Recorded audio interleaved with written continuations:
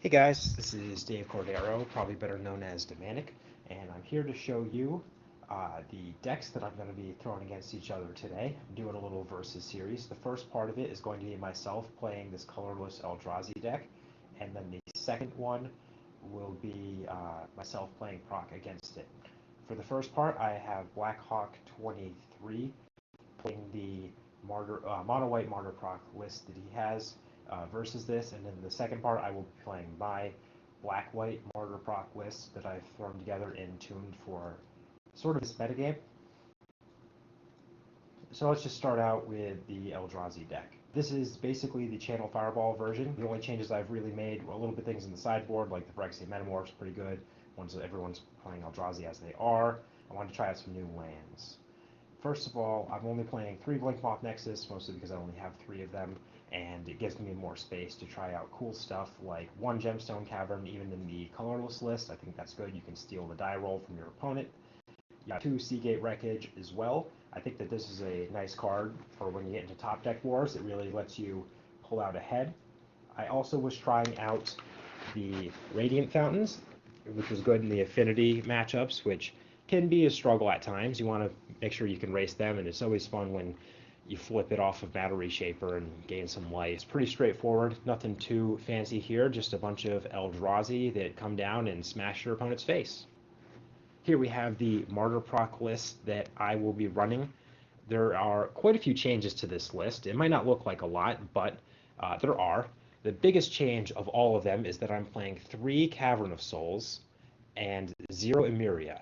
Basically, there's a lot of land destruction going on right now, and there's a lot of chalices running around. I want a way to fight through the chalices reliably, so I'm gone up to 3 Cavern of Souls, and I cut the Emeria because it became difficult to sustain at that point.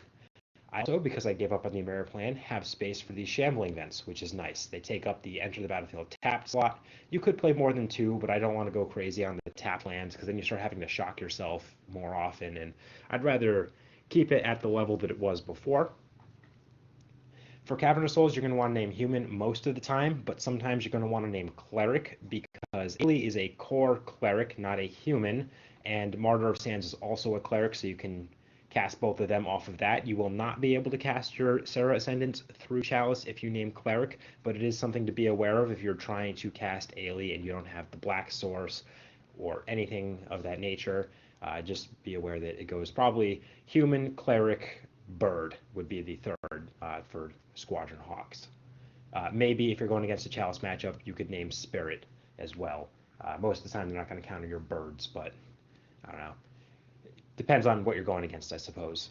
Versus Eldrazi, I would say Spirit would be the second thing in the post-board, or the third thing in the post-board games. As far as the actual spells go, I'm running 2 Ailey mainboard and 2 Ailey sideboard. I think that Ailey is a very important card in the Eldrazi matchups. It comes down on the same turn as Thought-Knot Seer or Reality Smasher, and it trades with them, which is important. Not a lot of things that in non-Eldrazi decks can come down and trade with the Eldrazi. It's very important to have that. If you ever get ahead, get above 30 life, anything like that, it just crushes your opponent into the ground. So it's good when you're behind. It's good when you're trying to trade. It's just Ailey is a great card right now, and I think it's a very important card for this archetype. The other big change is that these Lingering Souls are over in the sideboard now. I had to make room for 4 main deck Ghostly Prisons because of the Eldrazi menace that is running about. Ghostly Prison does a great job of slowing them down and letting you gain control of the game so you can throw down these Wraths. And because I have no more Emerias, I went back up to 3 procs, so that way we have our recursion. Over in the sideboard, I've got Stony Silences for Affinity. I'm running 1 Disenchant. I just wanted a way to destroy specific artifacts or maybe an enchantment. There's a lot of Living End right now. Theoretically, it has a good Eldrazi matchup, and this can kill their ley lines, which a lot of them have. Living End's a good matchup anyway, but Leyline can be annoying, and I just wanted a way to kill various enchantments that have been popping up.